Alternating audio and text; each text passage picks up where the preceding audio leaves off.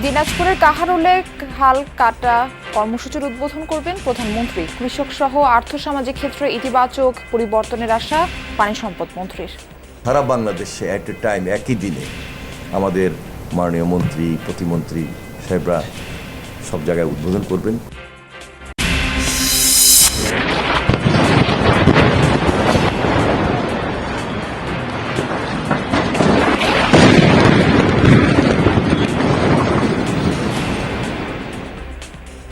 ইরানের ইস্পাহান প্রদেশে যৌথ বাহিনীর হামলায় 15 জন নিহত। জবাবে মধ্যপ্রাচ্যে আঘাত হানছে মিসাইল ড্রোন।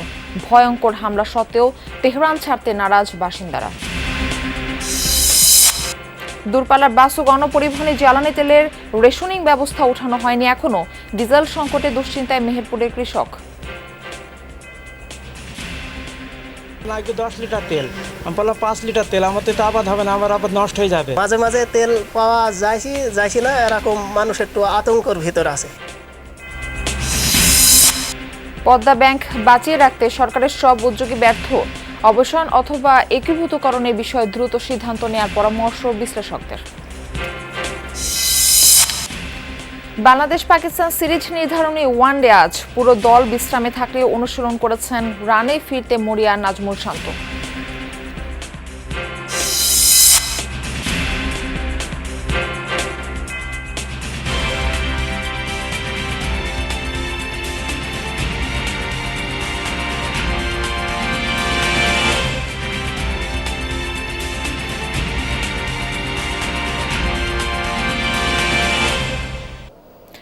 আমন্ত্রণ যমুনা নিউজে, আপনাদের সঙ্গে থাকছি আমি মারফি রহমান। এতক্ষণ শিরোনাম দেখছিলেন। ৪৫ বছর পর আবারও ফিরে আসছে খাল খনন কর্মসূচি। রাষ্ট্রপতি জিয়াউর রহমানের সেই কর্মসূচি নতুন করে বাস্তবায়ন করতে যাচ্ছেন তার ছেলে প্রধানমন্ত্রী তারেক রহমান। কাল দেশের ৫৮ জেলায় একই সাথে শুরু হচ্ছে খনন কর্মসূচি। দিনাজপুরের কাহারোলে এর উদ্বোধন করছেন প্রধানমন্ত্রী। প্রথম দফায় ৬ মাসে ১২০০ কিলোমিটার ও পর্যায়ক্রমে ৫ বছরে ২০,০০০ কিলোমিটার নদী, নালা ও খালবিল খনন করা হবে। পানি সম্পদ মন্ত্রী বলছেন, এর মাধ্যমে বাড়বে সেচ ও কৃষি সুবিধা, কমবে জলাবদ্ধতা, ভূগর্ভস্থ পানির উপর নির্ভরতা। এক্ষেত্রে কোনো ধরনের দুর্নীতি সহ্য করা হবে না বলে সতর্ক করেছেন মন্ত্রী। সাধারণ মানুষও চায় স্বচ্ছতা। আলমগীর স্বপনের রিপোর্ট। নদীমাতৃক বাংলাদেশে শিরা উপশিরার মতো ছড়িয়ে আছে নদীনালা, খালবিল।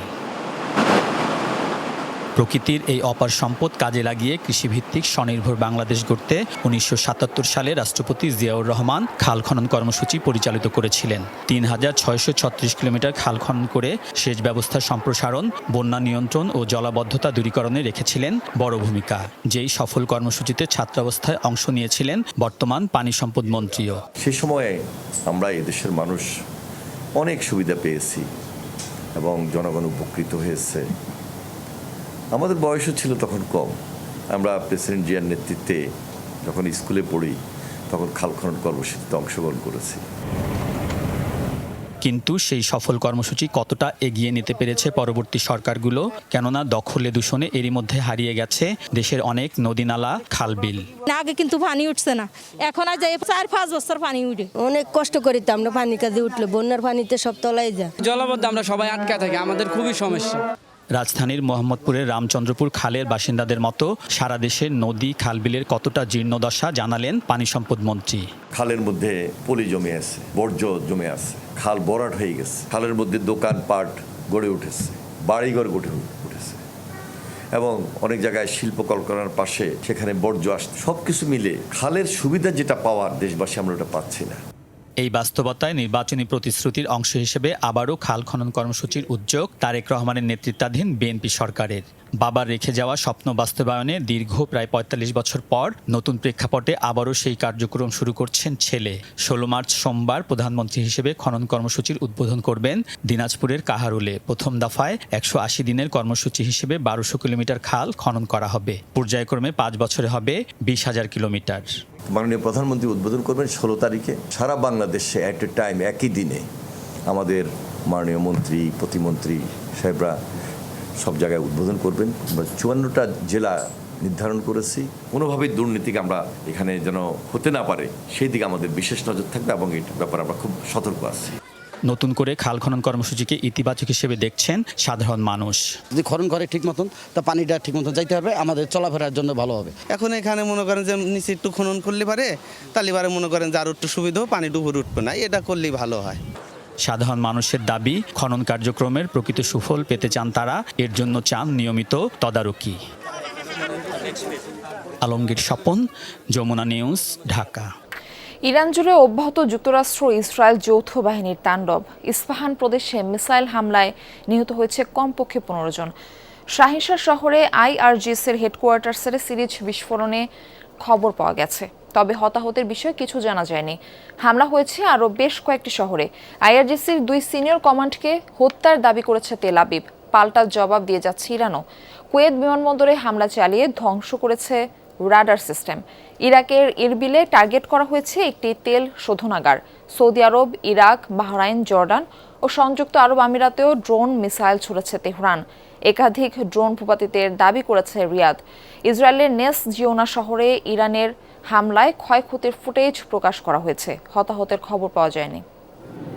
ইরাক থেকে মার্কিন নাগরিকদের অবিলম্বে সরে যাওয়ার নির্দেশনা দিয়েছেন মার্কিন প্রেসিডেন্ট ডোনাল্ড ট্রাম্প। শনিবার ইরাকের রাজধানী বাগদাদে অবস্থিত মার্কিন দূতাবাসে মিসাইল হামলা চালায় ইরান। এর পরপরই দেয়া হয় এই নির্দেশনা। ইরাকে অবস্থানকারী মার্কিন নাগরিকদের অবিলম্বে নিরাপদে সরে যেতে বলা হয়। দূতাবাসের ওয়েবসাইট থেকে প্রকাশিত এক বিবৃতিতে মার্কিনীদের আশ্রয় কেন্দ্র কিংবা বম্ব শেল্টারে আশ্রয় নিতে বলা হয়। অতি দ্রুত বিশেষ বিমানে তাদের সরিয়ে নেওয়ার ব্যবস্থা করার কথাও জানিয়েছে। যুদ্ধের আঁচ যেন লাগেনি ইরানের রাজধানী তেহরানের বাসিন্দাদের মাঝে। নিয়মিত হামলার মাঝেও স্বাভাবিক জীবন পার করছেন তারা। প্রতিদিনই বাড়ছে নিহতের সংখ্যা, তবুও ভীত নয় নগরবাসী। শহরের বাসিন্দারা জানাচ্ছে, প্রথম দিকে জীবনযাপন কিছুটা বাধাগ্রস্ত হলেও কয়েক দিনের মধ্যেই আবার ফিরেছে স্বাভাবিক ছন্দে। যুদ্ধের 3য় সপ্তাহে এসে স্বাভাবিকভাবে চলছে সকল নাগরিক কার্যক্রম। শহর জুড়ে বাজছে যুদ্ধের দামামা। যখন তখন চলছে ড্রোন কিংবা মিসাইল হামলা, তারপরেও থেমে নেই জীবন। নিয়মিত চলছে অফিস, আদালত, ব্যাংক সহ সবকিছুই। খাদ্য কিংবা নিত্য প্রয়োজনীয় জিনিসের কিছুটা ঘাটতি থাকলেও স্বাভাবিক জনজীবন। শুরুর দিকে সবকিছু থমকে গিয়েছিল, তবে কয়েকদিনের মধ্যেই জীবন ধীরে ধীরে স্বাভাবিক হয়ে গেছে। কর্মপরিবেশও স্বাভাবিক, এখানে জীবন থেমে নেই। আমি মাত্রই আমার সব কাজকর্ম শেষ করে আসলাম। ব্যাংক, গাড়ি ঘোড়া সব স্বাভাবিকভাবেই চলছে। আমি যেখানে কাজ করছি সেখানে 90%-এরও বেশি মানুষ কর্মক্ষেত্রে আসেন এবং তাদের কাজ করছেন। সামরিক ঘাটির আশেপাশের বাসিন্দাদের কেউ কেউ সরে গেছে নিরাপদ স্থানে, তবে ভয়াবহ হামলার মুখেও বাড়িঘর ছাড়তে নারাজ বেশিরভাগ ইরানি। মানুষের দৈনন্দিন জীবন আগের মতোই স্বাভাবিক আছে এবং এটা সত্য যে কিছু মানুষ তেহরান ছেড়ে চলে গেছে, সম্ভবত সামরিক ঘাঁটির কাছে তাদের বাড়ি থাকার কারণে। কিন্তু আমাদের আশেপাশের এলাকায় সবাই স্বাভাবিক জীবনযাপন চালিয়ে যাচ্ছে। এরই মধ্যে যুক্তরাষ্ট্র ইসরায়েলের যৌথ হামলায় নিহত হয়েছে বহু মানুষ, তবুও কমেনি ইরানি জনগণের মনোবল। দিন দিন নিহতের সংখ্যা বাড়লেও তেহরান ত্যাগের কথা ভাবছেন না তারা। আমরা স্বাভাবিক পরিস্থিতিতে বাস করছি। আমরা তেহরান ত্যাগ করিনি এবং আমরা কখনোই এ শহর ত্যাগ করব না। আমরা এখানে আছি এবং আমাদের শেষ নিঃশ্বাস পর্যন্ত আমরা আমাদের দেশ এবং জাতির জন্য লড়াই করব। যুদ্ধের ভয়, মৃত্যুর শঙ্কা কিংবা ক্ষয়ক্ষতির পরেও জীবনের ছন্দ ধরে রেখেছেন তেহরানের মানুষ। অস্মিতা বিশ্বাস, যমুনা নিউজ। 4 দশকের বেশি সময় ধরে মধ্যপ্রাচ্য জুড়ে যে প্রতিরোধ বাহিনীর বলয় তৈরি করেছে ইরান, তার সুফল পাওয়া যাচ্ছে চলমান যুদ্ধে। ইসরায়েলের লাগাতার হামলায় সক্ষমতা কমলেও এরই মধ্যে ইরানের হয়ে লড়াই শুরু করেছে হিজবুল্লাহ। ইরাকে মার্কিন স্থাপনা লক্ষ্য করে হামলা চালাচ্ছে ইরান সমর্থিত মিলিশিয়া গোষ্ঠীগুলো। বলা হচ্ছে, যুদ্ধ দীর্ঘমেয়াদী হলে এতে জড়িয়ে পড়তে পারে হুতিরাও, যা যুক্তরাষ্ট্র ইসরায়েলের উপর চাপ আরও বাড়াবে। ইসলামী বিপ্লবের পর থেকেই মধ্যপ্রাচ্যে নিজেদের প্রভাব বিস্তারে বিভিন্ন প্রক্সি গ্রুপকে সমর্থন দিয়ে আসছে ইরান। পশ্চিমাদের দাবি, লেবাননে হিজবুল্লাহ, গাজায় হামাস, ইয়েমেনে হুতি আর ইরাকে বিভিন্ন মিলিশিয়া গোষ্ঠীকে অর্থ ও অস্ত্র দিয়ে সহায়তা করে দেশটি। সমর্থন ছিল সিরিয়ার ক্ষমতাচ্যুত আসাদ সরকারেও, যদিও সরাসরি কখনোই বিষয়টি স্বীকার করে না ইরান। ইরান বছরের পর বছর ধরে মধ্যপ্রাচ্যে যে প্রতিরোধ দেয়াল গড়ে তুলেছে তার সুফল পেতে শুরু করেছে চলমান যুদ্ধে। এরই মধ্যে দেশটির হয়ে লড়াইয়ে নেমেছে হিজবুল্লাহ ও ইরাকের মিলিশিয়া গোষ্ঠীগুলো। 2023 সালে 7 অক্টোবর ইসরায়েলে হামাসের হামলার পর গাজায় যে আগ্রাসন শুরু হয়েছিল তার আঁচ লেগেছিল মধ্যপ্রাচ্যের প্রতিরোধ বাহিনীগুলোর উপর।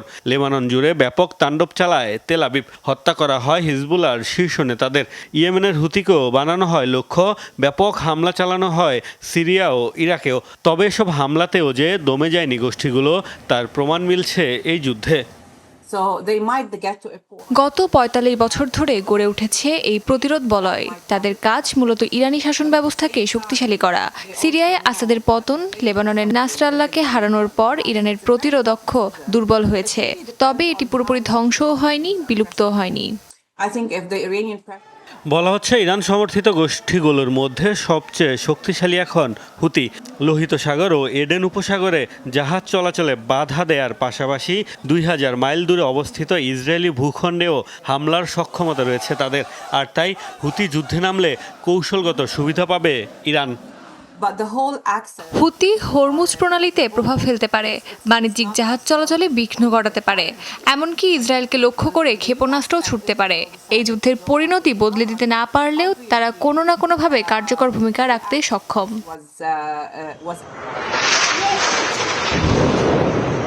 বিশ্লেষকরা বলছেন যুদ্ধ দীর্ঘস্থায়ী হলে ইরান সমর্থিত সবাই এই যুদ্ধে জড়িয়ে পড়তে পারে, আর তাতে ইসরায়েল ও যুক্তরাষ্ট্রের উপর চাপ আরও বাড়বে। মোস্তফা মাহমুদ, যমুনা নিউজ। ঈদযাত্রায় মানুষের ভোগান্তি কমাতে সরকার দূরপাল্লার বাস ও গণপরিবহনে জ্বালানি তেলের রেশনিং ব্যবস্থা তুলে নেওয়ার ঘোষণা দিলেও এখনও আনুষ্ঠানিক কোনো প্রজ্ঞাপন দেওয়া হয়নি। সকালে রাজধানীর ফিলিং স্টেশনগুলোতে যানবাহনের দীর্ঘ অপেক্ষা দেখা যায়। সেখানে ঘন্টার পর ঘন্টা লাইনে অপেক্ষার পর মিলছে তেল। এতে ভোগান্তিতে পড়েন যানবাহন চালক মালিকরা। পাম্প মালিকরা বলছেন অনেক ক্ষেত্রে আগের রাতেই মজুদ তেল শেষ হয়ে গেছে। ডিপো থেকে নতুন সরবরাহ না আসায় তেল দিতে পারছেন না তারা। এদিকে সরকার রেশনিং তুলে নেয়ার কথা জানালেও এ বিষয়ে এখনও আনুষ্ঠানিক নির্দেশনা পাননি বলে জানিয়েছেন ফিলিং স্টেশনের কর্মীরা। গত 6 মার্চ জ্বালানি তেলের সংকট মোকাবেলায় তেল বিক্রিতে সীমা আরোপ করে সরকার।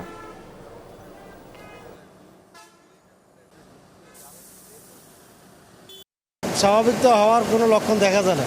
আপনি মোটরসাইকেল বাইকগুলো এখন বর্তমানে প্রচুর পরিমাণ, এরা তো আপনার 300 টাকা 500 টাকার তেল দিলে এখন হইতেছে না। এখন পর্যন্ত কোনো নির্দেশনা এখন আমাদের কাছে আসেনি। সেক্ষেত্রে আমাদের যদি ডিপুর থেকে তেল দেয় তো আমরা ওদেরকে আনলিমিটেড তেল দিতে পারবো। সেক্ষেত্রে এখন তো আমাদেরকে তেল দিতে আসছে, চাহিদা হচ্ছে 2-3 গাড়ি, আমাদের তেল দেয় 1 গাড়ি, তো আমরা কিভাবে দিব তাদেরকে সার্ভিস? ঈদ উল ফিতর উপলক্ষে রাজধানীর কমলাপুর রেলওয়ে স্টেশনে ঘরমুখো মানুষের ভিড়। এই বিষয়ে বিস্তারিত জানাতে সেখান থেকে যুক্ত হচ্ছেন সহকর্মী রেদওয়ান আহমেদ। রেদওয়ান, আজ রেলের যাত্রীর চাপ কেমন দেখছেন? ট্রেনগুলো শিডিউল অনুযায়ী সময় মতো ছেড়ে যাচ্ছে কিনা?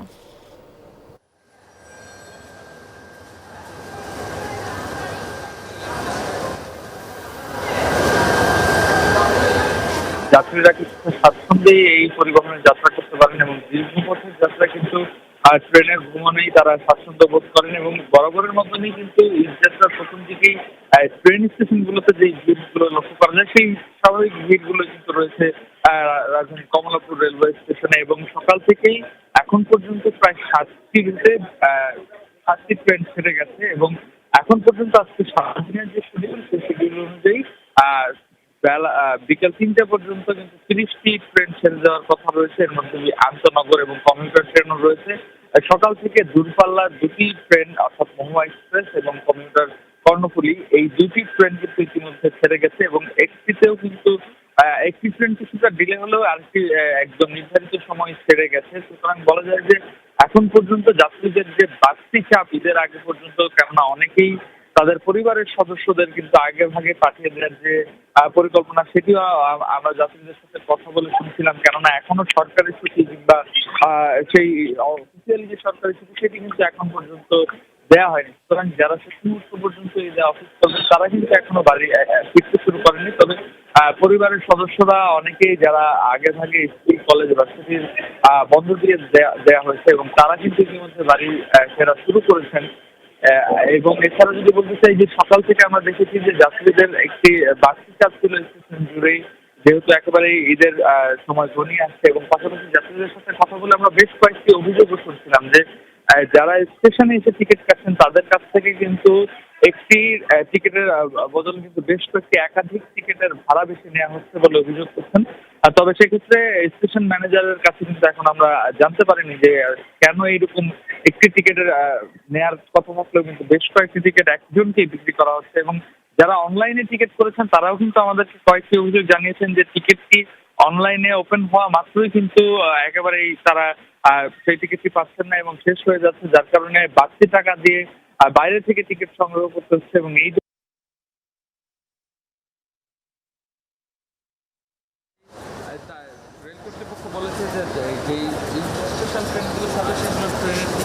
যেদিন থেকে হবে অর্থাৎ 17 তারিখ থেকে, সেদিন থেকেই স্পেশাল যে ট্রেনগুলো সেই ট্রেনগুলো শিডিউল কিন্তু নতুন করে জানিয়ে দেওয়া হবে যাত্রীদের, এবং তারপরে সেই টিকিটগুলো উন্মুক্ত করা হবে। রেদওয়ান, আপনাকে ধন্যবাদ। জ্বালানি তেল সংকটের প্রভাব পড়েছে মেহেরপুরে। প্রতিদিন লম্বা লাইনে দাঁড়িয়ে তেল সংগ্রহ করতে হচ্ছে ভুক্তভোগীদের। অন্যদিকে খেতে প্রয়োজন অনুযায়ী সেচ দিতে না পেরে দুশ্চিন্তায় কৃষকরাও। ফসল উৎপাদন নিয়ে তাদের শঙ্কা বাড়ছে। এমন পরিস্থিতিতে কৃষকদের শুকনো ও ভেজানো পদ্ধতিতে চাষাবাদের পরামর্শ দিচ্ছে কৃষি বিভাগ। এছাড়া সৌরচালিত সেচ পাম্প বৃদ্ধির পরিকল্পনা করা হচ্ছে। আধুনিক প্রযুক্তি নির্ভর কৃষিতে পানির যোগান দিতে যান্ত্রিক পাম্পের ওপর নির্ভরশীল চাষিরা। তবে মেহেরপুরে জ্বালানি সংকট দেখা দেয়ায় সেচ কার্যক্রমে কিছুটা বিঘ্ন ঘটছে। এতে দুশ্চিন্তায় কৃষক। বোরো আবাদের ভরা মৌসুমে চাহিদা মতো জ্বালানি তেল না পাওয়ায় প্রয়োজন মতো সেচ দিতে পারছেন না কৃষকরা। লম্বা লাইনে দাঁড়িয়েও মিলছে না জ্বালানি তেল। জানান, এমন পরিস্থিতি চলতে থাকলে কাঙ্ক্ষিত ফসল ঘরে তোলা সম্ভব হবে না। বড় ধরনের লোকসানের শঙ্কায় তারা। মাঝে মাঝে তেল পাওয়া যাইছি না, এরকম মানুষ একটু আতঙ্কর ভিতর আছে। লিচু বাগানে, আম বাগানে পানি লাগছে, এখন লাগবে 10 লিটার তেল, আমি বললাম 5 লিটার তেল, আমার তো আবাদ হবে না, আমার আবাদ নষ্ট হয়ে যাবে। খরানের সময় এখন তেল লাগবে বেশি, এতে তো সব জিনিস অপচয় হয়ে যাচ্ছে। 30 টাকা তেল লাগে গাড়িতে, এখন এই পাম্পে 1500 টাকা করে দিল। 1500 টাকা তেলে তো আর হয়েছে না, 30 টাকা গাড়িতে মিটছে না, অর্ধেক হয়ে যাচ্ছে। পাম্প কর্তৃপক্ষ বলছে চাহিদার তুলনায় ডিপো থেকে তেল সরবরাহ কম হচ্ছে, এতে গাড়ি ভাড়াও পড়ছে বেশি। তাই সাময়িক সমস্যা তৈরি হলেও খুব শিগগিরই পরিস্থিতি স্বাভাবিক হওয়ার আশা তাদের। যেখানে 13,500 তেল আসবে সেখানে দিচ্ছে হয়তো 7,000, 6,000, 8,000। সেই পরিমাণ তেল নিয়ে এসে ভাড়ার পরিমাণ বেশি পড়ছে। তেলের রেট যেটা সেটাই আমরা পাচ্ছি, এতে আমরাও ক্ষতিগ্রস্ত। এমন পরিস্থিতিতে কৃষকদের শুকনো ও ভেজানো পদ্ধতিতে চাষাবাদের পরামর্শ দিচ্ছে কৃষি বিভাগ। এতে অর্ধেক পানিতেই ফসল উৎপাদনের পাশাপাশি খরচও কমানো সম্ভব। এছাড়া সৌরচালিত সেচ পাম্প বৃদ্ধির পরিকল্পনা করা হচ্ছে বলেও জানিয়েছেন কৃষি কর্মকর্তা। কৃষকদেরকে এই মুহূর্তে পানি সাশ্রয়ের জন্য পর্যায়ক্রমিক শুকনো এবং ভিজানো পদ্ধতি ব্যবহারের পরামর্শ দিচ্ছি। এখানে যখন জমির পানি শুকিয়ে চিরফাট অবস্থা আসবে তখন কৃষক সেচ দেবে। যদি এই প্রক্রিয়া কৃষক অব্যাহত রাখে তাহলে বর্তমানে যে পানির ব্যবহার করছে তারা অর্ধেক পানির মাধ্যমে সে কাঙ্ক্ষিত ফলন পাবে। আমরা চাচ্ছি যে বড় মৌসুমে যে সমস্ত ফসলে পানি কম লাগে সেই জাতীয় ফসলে আবাদ বৃদ্ধি করতে। চলতি মৌসুমে জেলায় 19,400 হেক্টর জমিতে বোরো আবাদ হয়েছে। সাইফ আহমেদ, যমুনা নিউজ। বাগেরহাটের মোল্লাহাটে উপজেলা শ্রমিক লীগের সাধারণ সম্পাদক শেখ সোহাগকে গুলি করে হত্যা করেছে দুর্বৃত্তরা। গতরাতে উপজেলার পানবাজারের সামনে মোল্লাহাট চুনখোলা সড়কে এই ঘটনা ঘটে। পুলিশ জানায় রাতে নিজের ব্যবসার প্রতিষ্ঠান বন্ধ করে মোটরসাইকেল নিয়ে বাড়ির উদ্দেশ্যে রওনা হন সোহাগ। এ সময় দুটি মোটরসাইকেলে করে আসা কয়েকজন দুর্বৃত্ত তাকে লক্ষ্য করে পরপর 4টি গুলি ছোড়ে। সাথে সাথে মাটিতে লুটিয়ে পড়েন সোহাগ। উদ্ধার করে উপজেলা স্বাস্থ্য কমপ্লেক্সে নিয়ে গেলে কর্তব্যরত চিকিৎসক তাকে মৃত ঘোষণা করেন। এই ঘটনায় জড়িত ধরতে অভিযান শুরু করেছে পুলিশ। ধারণা ব্যবসায়িক দ্বন্দ্বের জেরে হয় এই হত্যাকাণ্ড। এর আগে গত 7 মার্চ সোহাগের টিনের দোকানের কর্মচারী নূর ইসলামকে লক্ষ্য করে 3টি গুলি ছুড়ে দুর্বৃত্তরা। বর্তমানে ঢাকা মেডিকেল কলেজ হাসপাতালে চিকিৎসাধীন নূর।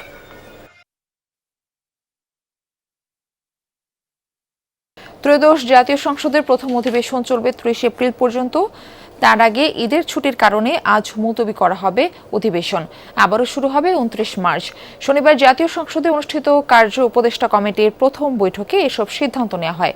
সিদ্ধান্ত হয় 30 দিনের সময়সীমার কারণে প্রথম অধিবেশনে নিষ্পত্তি করা হবে অন্তর্বর্তী সরকারের সময়ের 133টি অধ্যাদেশ। আর সংবিধান সংস্কার পরিষদ নিয়ে সংসদে আলোচনার কথা জানান সরকারের মন্ত্রীরা। সংসদ পরিচালনায় ত্রয়োদশ জাতীয় সংসদের প্রথম অধিবেশনের প্রথম দিনেই গঠন করা হয়েছিল 15 সদস্যের কার্য উপদেষ্টা কমিটি। শনিবার জাতীয় সংসদ ভবনের ক্যাবিনেট কক্ষে স্পিকার হাফিজ উদ্দিন আহমেদের সভাপতিত্বে কমিটির প্রথম বৈঠক অনুষ্ঠিত হয়। এতে অংশ নেন প্রধানমন্ত্রী তারেক রহমান, বিরোধী দলীয় নেতা শফিকুর রহমান সহ অন্যান্য সদস্যরা। বৈঠকে আগামীকাল রোববার অধিবেশন মুলতবির সিদ্ধান্ত হয়। ঈদের পর 29 মার্চ থেকে আবারও বসবে সংসদ। চলবে পুরো এপ্রিল জুড়ে। এটা এপ্রিলের 30 তারিখ পর্যন্ত চলবে, এটাই সিদ্ধান্ত হয়েছে। এটা তো এটার উপর যে ইয়েগুলো হয়েছে এগুলো আলোচনা 133টি যে অধ্যাদেশ এগুলো বিষয় আছে। বৈঠকে সিদ্ধান্ত হয় বিগত অন্তর্বর্তী সরকারের সময়ে জারি করা 133টি অধ্যাদেশ নিয়ে। এসব অধ্যাদেশ যাচাই বাছাইয়ে একটি আলাদা কমিটি কাজ করছে বলে জানান আইন ও স্বরাষ্ট্রমন্ত্রী। বিশেষ কমিটি গঠন করা হচ্ছে, সেই কমিটিতে আলোচনা হবে। আইনগত যে বাধ্যবাধকতা যে সময় আছে সেই সময়ের মধ্যে আমরা যথাযথ পদক্ষেপ গ্রহণ করব। এগুলো বিশেষ কমিটিতে যাবে, এটা কালকেই প্রস্তাব উত্থাপিত হবে, ল মিনিস্টার উত্থাপন করবেন। তারপরে বিশেষ কমিটিতে এগুলো আলাপ আলোচনার পরে রিপোর্ট আকারে সংসদে পেশ করা হবে, এটাই নিয়ম। বৈঠকে সিদ্ধান্ত হয় রাষ্ট্রপতির ভাষণের উপর আলোচনা হবে 50 ঘন্টা। এ আলোচনায় অংশ নিলেও ধন্যবাদ জানাবে না বিরোধী দল, জানান হুইপ নাহিদ ইসলাম। কোন কারণে ওয়াকআউট করেছিলাম, কোন কারণে আমরা মনে করেছিলাম যে রাষ্ট্রপতি বক্তব্য দেওয়া অনুচিত এই সংসদে, তো সেই আমরা ধন্যবাদ দিব না, আমরা আমাদের বক্তব্যটা বলবো। সংবিধান সংস্কার পরিষদ নিয়ে বৈঠকে আলোচনা হয়নি। তবে জামায়াত জোটের আন্দোলনের হুঁশিয়ারি প্রসঙ্গে স্বরাষ্ট্রমন্ত্রী জানান এ বিষয়ে আলোচনা হবে সংসদে। আলোচনা এটা ফ্লোরে হতে পারে, এখানে না। জামায়াত বলছে সংবিধান সংস্কার পরিষদে শপথ না নিলে সেক্ষেত্রে তারা রাজপথে নামবে। এটা এই ফয়সালা রাজপথে করতে চায় না, তাদেরকে জিজ্ঞেস করেন। বৈঠকে জানানো হয় এই অধিবেশনে প্রধানমন্ত্রীর জন্য 8টি এবং অন্যান্য মন্ত্রীর জন্য প্রশ্ন পাওয়া গেছে 460টি। সিদ্ধান্ত হয় সরকারি ছুটির দিন ছাড়া প্রতিদিন অধিবেশন বসবে বিকাল 3টায়। আরিফুর রহমান সবুজ, যমুনা নিউজ, ঢাকা। আজ সংবিধান সংস্কার পরিষদের অধিবেশন ডাকার উদ্যোগ না নিলে রাজপথে কঠোর আন্দোলনে নামবে জামায়াত নেতৃত্বাধীন 11 দলীয় ঐক্য।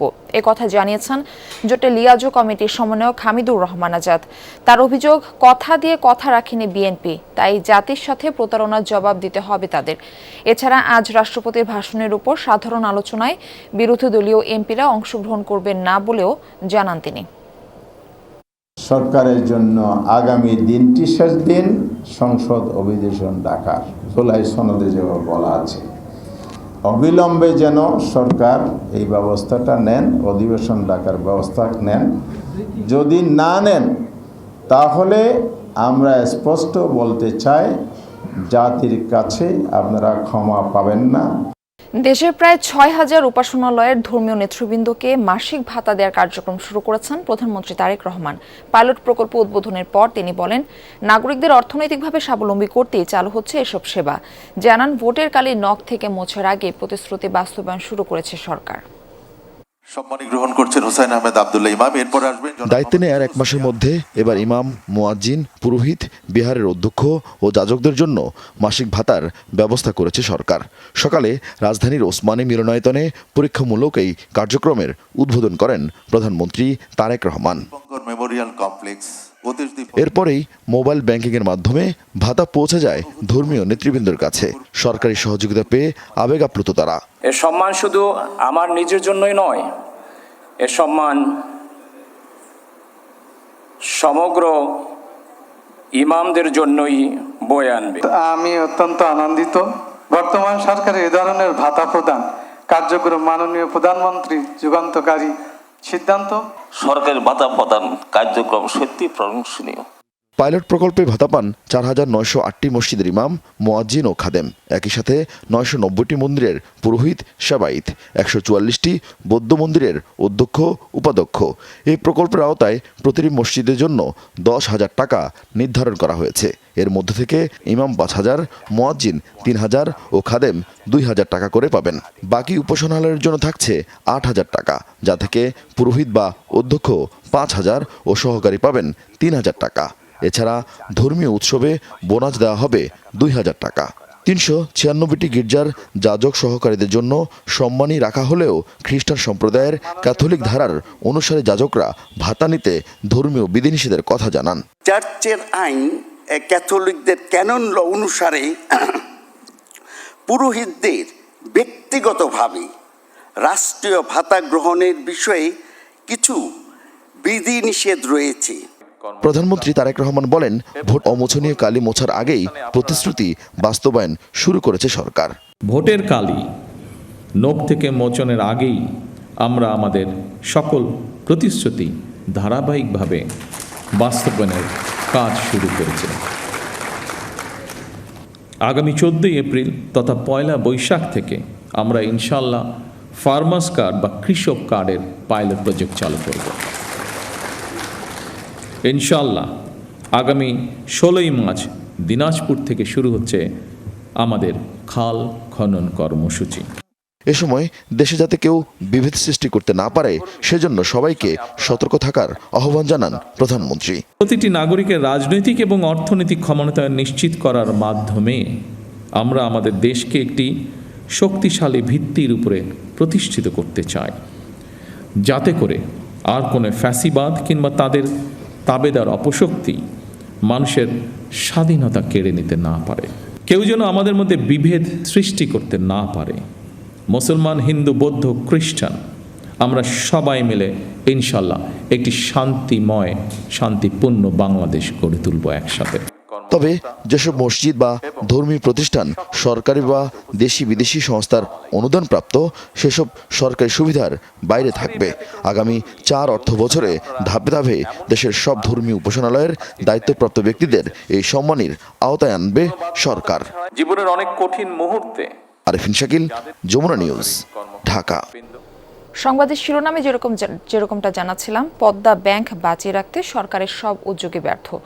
পর্ষদ পুনর্গঠন, নাম পরিবর্তন, মূলধন যোগান দেওয়া সহ নানা সহায়তা দিলেও তা কাজে আসেনি, বরং সময়ের সাথে এটি আরও দুর্বল হয়েছে, বেড়েছে লোকসানের পরিমাণ। তাই পদ্মা ব্যাংক অবসায়ন অথবা একীভূতকরণের বিষয়ে দ্রুত সিদ্ধান্ত নেওয়ার পরামর্শ বিশ্লেষকদের। তা না হলে ক্ষতির পরিমাণ বাড়তেই থাকবে। বাংলাদেশ ব্যাংক বলছে পদ্মা ব্যাংকের বিষয়টি বিবেচনায় আছে, তবে এই ব্যাংকের বিষয়ে কী উদ্যোগ নেওয়া হবে সেই সিদ্ধান্ত এখনও চূড়ান্ত হয়নি। জন্ম থেকেই অনিয়মে জড়িয়ে পড়ে সাবেক ফার্মার্স ব্যাংক। নানা দুর্নীতি, জালিয়াতি আর লুটপাটে চরম তারল্য সংকটে পড়ে ব্যাংকটি। গ্রাহকের আমানতের টাকাও ফেরত দিতে ব্যর্থ হয়। সংকট কাটাতে এগিয়ে আসে রাষ্ট্রায়ত্ত 4 ব্যাংকসহ আর্থিক প্রতিষ্ঠান আইসিবি। 715 কোটি টাকার মূলধন যোগান দেয় এসব প্রতিষ্ঠান।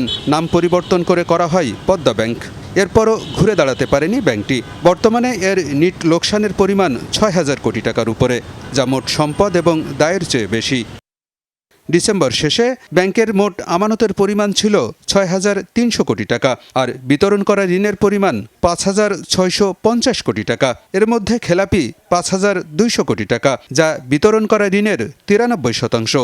বিশ্লেষকরা বলছেন, এত লোকসান এবং খেলাপি নিয়ে কোনো ব্যাংক টিকিয়ে রাখা সম্ভব নয়। তাই দায় না বাড়িয়ে ব্যাংকটির বিষয়ে দ্রুত সিদ্ধান্ত নেওয়া দরকার। একটা কোনো ব্যাংক 93% এনপিএল হওয়া মানে কি এটার কোনো পর্যায়ে আর দাঁড়ানো সম্ভব না। এবং এই এনপিএলটা মোর দেন 80% এর ব্যাড ডেট, এটা কোনো আদায় হবে না আর কি। আমাদের গ্লোবাল স্ট্যান্ড অনুসারে এটা আর রান করানোর মতো কোনো মানে অবস্থায় নেই আর কি। এটা গ্লোবাল প্র্যাকটিস অনুসারে এটা অবসান করাই যুক্তিযুক্ত হবে বলে আমি মনে করি আর কি। পদ্মা ব্যাংক কিন্তু নিজের থেকে দুর্বল হয়নি, পদ্মা ব্যাংকে কিন্তু দুর্বল করা হয়েছে। পদ্মা ব্যাংকের এই অবস্থার জন্য দায়ী কি ডিপোজিটররা? বন্ধ করে দিলে কারা অ্যাফেক্টেড হবে? সরাসরি ডিপোজিটররা অ্যাফেক্টেড হবে। সেখানেই সেন্ট্রাল ব্যাংকের দায় চলে আসে যে আপনারা তো তার এগেনস্টে ওই সময় কোনো অ্যাকশন নিতে পারেননি, তাদেরকে অ্যালাউ করেছেন প্রতিষ্ঠানগুলোকে ধ্বংস করতে। সুতরাং এখন সেই দায়িত্ব থেকে বের হওয়া কিন্তু কঠিন। রাজনৈতিক বিবেচনায় অনুমোদন পাওয়া পদ্মা ব্যাংক যাত্রা শুরু করে 2013 সালে। চেয়ারম্যান ছিলেন আওয়ামী লীগ নেতা সাবেক স্বরাষ্ট্রমন্ত্রী মহিউদ্দিন খান আলমগীর। তিনিই এককভাবে নিয়ন্ত্রণ করেন ব্যাংকটিকে, যে কারণে কখনোই নীতিমালা মেনে পরিচালিত হয়নি পদ্মা ব্যাংক। পরে পর্ষদ পুনর্গঠন করে চেয়ারম্যান করা হয় চৌধুরী নাফিস শরাফতকে। তাতেও পরিবর্তন আসেনি। কিছু ব্যাংকে যখন চেয়ারম্যানের নামে মানুষ চিনে, একটা দুটো মানুষের নামে চিনে, প্রথমেই কিন্তু ধরে নিতে হয় ওই ব্যাংকে গভর্নেন্স বলে কিছু নাই। পদ্মা ব্যাংক তার মধ্যে অন্যতম, যাকে নামে চিনেছি আমরা, অমুক লোকের ব্যাংক। তার মানে কি, কতটা প্রভাবশালী ওনারা ছিলেন যারা দায়িত্বে ছিলেন বোর্ডে। মানুষের হাত থেকে টাকাটা বের করে নিয়ে যাওয়ার জন্য প্রতিষ্ঠানটাকে তৈরি করা হয়েছিল। লাইসেন্স দেওয়ার জন্য যে সমস্ত প্রপার ক্রাইটেরিয়া ফলো করা হয়নি, পলিটিক্যাল কনসিডারে যেহেতু দেওয়া হয়েছে, এই জন্যই ব্যাংকটার শুরু থেকেই আমরা ট্রাবল দেখেছি আর কি। তো যেহেতু বাংলাদেশ ব্যাংক অনেক চেষ্টা করেছে আর কি এটাকে রিভাইভ করার জন্য, কিন্তু আসলে কোনো কাজ হয়নি আর কি। পদ্মা ব্যাংকে টাকা রেখে বিপাকে পড়েছেন 43টি সরকারি প্রতিষ্ঠান, যাদের আমানতের পরিমাণ 2,500 কোটি টাকা। নানা উদ্যোগ নিয়েও গচ্ছিত আমানতের অর্থ ফেরত পায়নি এসব প্রতিষ্ঠান। বাংলাদেশ ব্যাংক জানিয়েছে, বিবেচনায় থাকলেও পদ্মা ব্যাংকের বিষয়ে এখনও চূড়ান্ত সিদ্ধান্ত নেওয়া হয়নি। সিদ্ধান্ত হয়নি, পদ্মা ব্যাংকটা নিয়ে কাজ চলছে। আমরা একটা তো মানে এই মার্জার করলাম, এটার সফলতার পরেই অন্যান্য ব্যাংকগুলোতে আমরা হাত দিব। ওইটা অবলম্বিত হবে নাকি নতুন ইনভেস্টমেন্ট আসবে, কোনো না কোনোভাবে ব্যাংকটাকে তো এই অবস্থা থেকে বের করে নিয়ে আসতেই হবে। পদ্মা ব্যাংকের 60টি শাখা এবং 14টি উপশাখায় কর্মরত রয়েছে প্রায় 1000 কর্মকর্তা কর্মচারী। আলমগীর হোসেন, যমুনা নিউজ, ঢাকা। সরকার আসে বিদায় নেয়, কিন্তু মুন্সিগঞ্জের চর সৈয়দপুরে মানুষের চলাচলের দুর্ভোগ যেন শেষই হয় না। যাতায়াতের প্রধান সড়ক কোথাও ধসে পড়েছে, কোথাও নেই রাস্তার অস্তিত্বই। এতে চরম ভোগান্তিতে পড়েছেন স্থানীয় বাসিন্দারা। স্থায়ী সমাধে গাইড ওয়াল সহ সড়ক সংস্কারের দাবি তাদের। কোথাও ধসে তৈরি হয়েছে বড় গর্ত, কোথাও আবার সড়কের অস্তিত্ব বোঝা দায়। যত্রতত্র তৈরি হয়েছে খানাখন্দ। এমন চিত্র মুন্সিগঞ্জ সদর উপজেলার আধারা ইউনিয়নের চর সৈয়দপুর এলাকার সড়কের। প্রতিদিন সড়কটি দিয়ে যাতায়াত করেন কয়েক গ্রামের বাসিন্দা। স্কুল কলেজগামী শিক্ষার্থী, কৃষক এবং সাধারণ পথচারীদের জন্য এটাই প্রধান যোগাযোগের পথ। কিন্তু দীর্ঘদিন সংস্কার না হওয়ায় দুর্ভোগ চরমে। বাজার যায় সপ্তাহে 2 দিন বা হাট, মানুষ যাইতে পারে না, মহিলারা যাইতে পারে না, বাচ্চারা স্কুলে যাইতে পারে না। রাস্তা এটা 70 রাস্তা তো পৌঁছেই গেছে, আর 30 বছর ধরে সরকার যাইতে আছে, কোন সরকারে ভালো না এটা ঠিক করতে। এই যে গাড়ি যাইতে পারে না, হাঁটতে যাইতে পারে না, উষ্টা খায় মানুষ। বর্ষা মৌসুম এলেই পরিস্থিতি হয়ে ওঠে ভয়াবহ। স্থানীয়দের অভিযোগ, বহুবার সংশ্লিষ্ট দপ্তরে জানানো হলেও জনপ্রতিনিধিদের আশ্বাসেই কাটছে দিন। এখনও নেই দৃশ্যমান কোনো উদ্যোগ। স্থায়ী সমাধানে গাইডওয়াল সহ সড়ক সংস্কারের দাবি তাদের। এই এলাকায় খুব রাস্তায় খুব অসুবিধা, যে আমরা আলু খেলতে করি, রাস্তা দিয়ে আইতে যাইতে খুব অসুবিধা। বেশি দাম পড়ে লাগে বেচা কেনার জন্য, ঠিক আছে, লোকও আহে না, এই আলু বেচা ব্যস্ত পারি না, কিছু করার সুযোগ নেই আমার। সবাই ভোটের সময় বলে রাস্তা করে দিব, ভোট গেলে আর রাস্তা আমাকে হয় না, রাস্তা করে দেয় না, আমাকে অনেক আইতে সমস্যা হয়ে যায় এই রাস্তা দিয়া। এ বিষয়ে উপজেলা নির্বাহী কর্মকর্তা জানান, সড়কের সমস্যাটি খতিয়ে দেখে দ্রুত প্রয়োজনীয় ব্যবস্থা নেওয়া হবে। এখনকার যে চেয়ারম্যান মহোদয়কে আমি বললাম যে বিষয়টা যেন সে সরেজমিনে দেখে এবং এটার একটা প্রাক্কলন নিয়ে এটা পরবর্তী সময় আমাদের যে প্রকল্প হবে, আমি অগ্রাধিকার ভিত্তিতে এটার একটা ব্যবস্থা করার সর্বোচ্চ চেষ্টা করব। প্রতিদিন আধারা চর সৈয়দপুর থেকে চিতলিয়া বাজার হয়ে জেলা সদরে যাতায়াত করেন কয়েক হাজার মানুষ।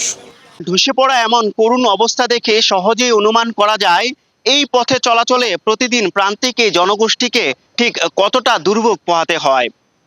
নতুন সরকার এই সুদীর্ঘ সমস্যা নিরসনে যথাযথ উদ্যোগী হবে, এমনটাই প্রত্যাশা এখন তাদের। আরাফাত রায়হান সাকিব, যমুনা নিউজ, মুন্সিগঞ্জ। ইনকিলাব মঞ্চের মুখপাত্র শরীফ ওসমান হাদি হত্যা মামলায় ফিলিপ সাংমা নামে এক ব্যক্তিকে গ্রেফতার করেছে পশ্চিমবঙ্গ পুলিশের বিশেষ টাস্ক ফোর্স STF। এই তদন্তে গুরুত্বপূর্ণ অগ্রগতি হয়েছে বলে দাবি করেছে ভারতের এই বিশেষ বাহিনী। এদিকে ফিলিপকে জিজ্ঞাসাবাদের জন্য কনসিউলার অ্যাক্সেস চেয়েছে বাংলাদেশ। এসটিএফ সূত্রে জানা গেছে, গ্রেপ্তারের পর ফিলিক্স আমলাকে হেফাজতে নিয়ে জিজ্ঞাসাবাদ করা হচ্ছে। তদন্তকারীদের দাবি, ফিলিপ একজন বাংলাদেশি নাগরিক এবং তিনি হাদি হত্যা মামলার মূল 2 অভিযুক্তকে মেঘালয় সীমান্ত দিয়ে ভারতে প্রবেশ করতে সহায়তা করেছিলেন। পশ্চিমবঙ্গের কল্যাণী এক্সপ্রেসওয়ে সংলগ্ন এলাকা থেকে তাকে আটক করা হয়। আইনশৃঙ্খলা বাহিনীর কর্মকর্তারা বলছেন, এই ঘটনায় আরও কেউ জড়িত আছে কিনা তা খতিয়ে দেখা হচ্ছে। গত 12 ডিসেম্বর রাজধানীর পুরানা পল্টনে তদন্তে চলন্ত মোটরসাইকেল থেকে দুর্বৃত্তরা রিকশায় থাকা ওসমান হাদিকে গুলি করে। ঢাকা 8 আসনে স্বতন্ত্র প্রার্থী হিসেবে নির্বাচনের প্রচারণা চালাচ্ছিলেন তিনি। মোহাম্মদপুর জেনেভা ক্যাম্পে সাঁড়াশি অভিযান চালিয়েছে তেজগাঁও ডিভিশন পুলিশ। অভিযানে কয়েক কেজি গাঁজা সহ মাদক কেনাবেচায় জড়িত 8 জনকে আটক করা হয়েছে। মাদক নির্মূলে এই অভিযান চালানো হয়েছে বলে জানিয়েছে পুলিশ।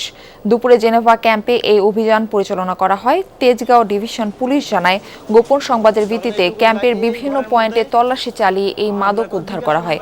আটককৃতদের প্রাথমিক জিজ্ঞাসাবাদ শেষে তাদের বিরুদ্ধে মাদকদ্রব্য নিয়ন্ত্রণ আইনে মামলা দায়ের করা হয়। পুলিশ আরও জানায়, সামনে ঈদকে কেন্দ্র করে মাদক কারবারিদের তৎপরতা বেড়ে যাওয়ায় বিশেষ অভিযান চালানো হচ্ছে। রাজধানীর অপরাধ প্রবণ এলাকাগুলোতে নিয়মিত এমন অভিযান অব্যাহত থাকবে বলেও জানানো হয়। সরকার এবং ডিএমপির ঊর্ধ্বতন কর্তৃপক্ষের প্রতি শুকরিয়া যে তাদের সার্বক্ষণিক সহযোগিতা যখন যেভাবে ফোর্স দিছে। এখন এই যে রমজান গেল, পুরো প্রায় মোটামুটি তো 25, 23, 24টা রমজান গেল, গত বছরের তুলনায় আমরা ধরেন যে অনেক গুণ বেশি ভালো রাখছি। গত 3 দিন টানা বৃষ্টিতে জয়পুরহাটের কালাই ও খেতলাল উপজেলার শত শত বিঘা আলুর জমি তলিয়ে গেছে। জমি থেকে আলু তুলতে না পারায় পচে যাচ্ছে ফসল। পানির নিচ থেকে আলু তোলার ব্যর্থ চেষ্টা করছেন কেউ কেউ। সব মিলিয়ে চরম ক্ষতির মুখে 2 উপজেলার বেশিরভাগ কৃষক। পাশে থাকার আশ্বাস দিয়েছে প্রশাসন। আশা ছিল 10 বিঘা জমি থেকে আলু উঠবে প্রায় 1000 মন, কিন্তু টানা 3 দিনের বৃষ্টিতে কৃষক সুকুমারের আলুর ক্ষেত ডুবে গেছে পানিতে। 1 মন আলুও ঘরে তুলতে পারেননি তিনি। 10 বিঘা আলু লাগাচ্ছি, আমার সম্পূর্ণ আলু এই পানিতে ডুবে আছে। 4 দিন থেকে কোনো প্রকার আলু তোলা পারিনি। মানে আমার কোনো কিছুই আর নাই। আমি মারেটারে ধান আবাদ করবো এখন, আর ধানও হবে কিনা তার কি বিশ্বাস আছে। জয়পুরহাটের কালাই উপজেলায় সুকুমারের মতো শত শত কৃষকের স্বপ্ন এখন পানিতে নিমজ্জিত।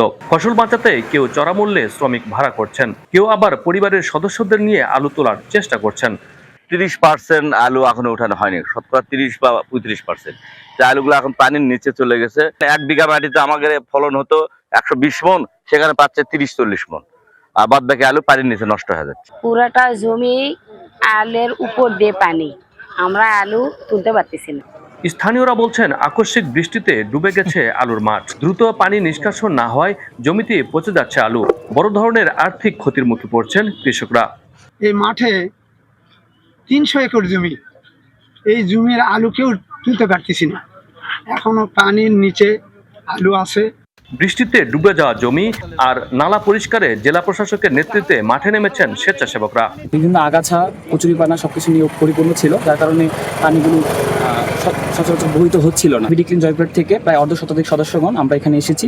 এই খালটাকে সম্পূর্ণ পরিচ্ছন্ন করলাম। আমাদের সঙ্গে আমাদের মান্যবর জেলা প্রশাসক মহোদয় ছিল। সরকারিভাবে কৃষকদের সহযোগিতার আশ্বাসও দিয়েছেন জেলা প্রশাসক। কৃষি বিভাগের সহায়তা এই তালিকা প্রণয়ন করছি এবং আমরা এই দুর্যোগের থেকেও আমরা চেষ্টা করছি তাদেরকে কিছু সহায়তা দেওয়ার জন্য। তবে সেগুলো অপর্যাপ্ত।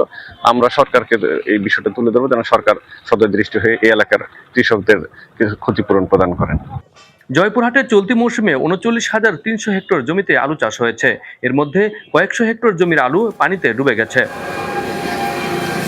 আব্দুল আলিম, যমুনা নিউজ, জয়পুরহাট।